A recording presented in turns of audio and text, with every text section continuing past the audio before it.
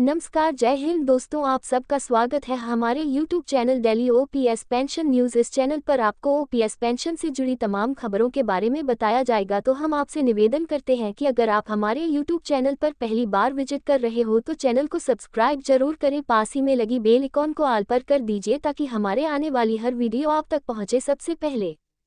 MP चुनाव 2023, BJP ने old pension scheme का ढूंढ लिया तोड़, एक्शन शुरू। MP असेंबली इलेक्शन 2023, MP विधानसभा चुनाव में बीजेपी ओल्ड पेंशन स्कीम को बड़ा मुद्दा बना रही है। बीजेपी ने भी इसका तोड़ ढूंढ लिया है, साथ ही इस पर एक्शन शुरू हो गया है। केंद्र की तरफ से गठित समिति ने भोपाल में कर्मचारी संगठनों के साथ चर्चा की है। भोपाल, मध्य प्रदेश में हो रहे विधानसभा चुनाव में कांग्रेस की पेंशन लागू करने की योजना का तोड़ बीजेपी ने निकलना शुरू कर दिया है।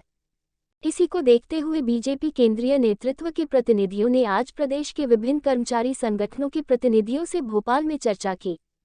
इससे साफ है कि अब एक्शन शुरू हो गया है। उन्होंने बताया कि शासकीय सेवकों के लिए वर्तमान में लागू नेशनल पेंशन सिस्टम (एनपीएस) के प्रावधानों को अधिक व्यावहारिक, कर्मचारियों के लिए अधिक लाभप्रद बनाने के लिए भारत सरकार के वित्त सचिव टी. सोमनाथन की अध्यक्षता में अप्रैल 2023 में कमेटी गठित की गई है। ये कमेटी समस्त हितधारकों से चर्चा कर उनसे सुझाव प्राप्त कर रही है। इसके बाद नेशनल पेंशन सिस्टम में संशोधन संबंधी अपने सुझाव देगी। केंद्रीय कार्मिक मंत्रालय की सचिव, केंद्रीय वित्त मंत्रालय के वित्त सचिव और pension fund regulatory and development authority के चेयरमैन समिति के सदस्य हैं। अलग अलग कर्मचारी संगठनों से चर्चा। ये समिति राष्ट्रीय और राज्य स्तर पर संचालित विभिन्न कर्मचारी संगठनों के प्रतिनिधियों, विभिन्न मंत्रालयों, राज्य सरकारों के वित्त विभाग के प्रतिनिधियों से संवाद कर रही है।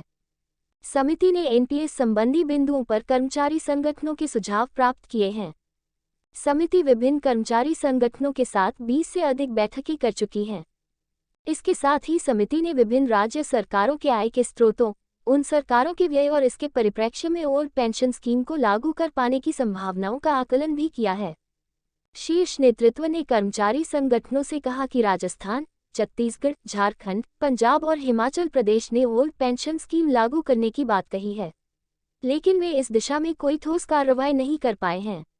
वास्तविकता यह है कि भारतीय शासन व्यवस्था में आय व्यय के स्रोतों का निर्धारण मुख्य रूप से केंद्र शासन की तरफ से किया जाता है। कोई भी राज्य सरकार बिना केंद्र शासन की सहमति और सहयोग के ओल्ड पेंशन स्कीम जैसी महती योजना का क्रियान्वयन अपने स्वयं के स्रोतों से कर पाने में समर्थ नहीं है। बीजेपी का दावा। भारत सरकार सभी के हितों की रक्षा करते हुए नेशनल पेंशन सिस्टम को अधिक बेहतर बनाने के लिए आवश्यक संशोधन की दिशा में प्रयासरत है। केंद्र शासन और संगठन का ये प्रयास है कि शासकीय सेवकों को अधिक से अधिक पेंशन के लाभ सुनिश्चित हो, उनके परिवारों को संपूर्ण सामाजिक सुरक्षा प्राप्त हो और वे सेवानिवृत्ति के बाद निश्चिंत और सुखद जीवन व्यतीत करें। केंद्र सरकार की गठित हाई पावर समिति के सुझाव प्राप्त होते ही इनका क्रियान्वयन सुनिश्चित किया जाएगा।